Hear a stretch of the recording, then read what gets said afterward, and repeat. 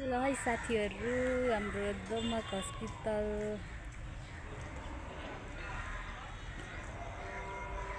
red cross चाहिँ यो चाहिँ बच्चाहरूको लागि पुरै हेर्नुहोस् है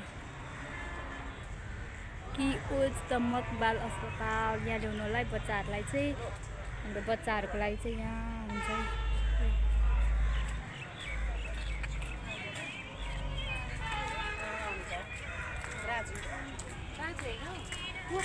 यो हो तल हो लालगोडा यो हाम्रो भाइसँगको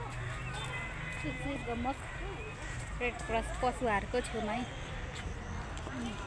मेरो पनि बच्चा यहाँ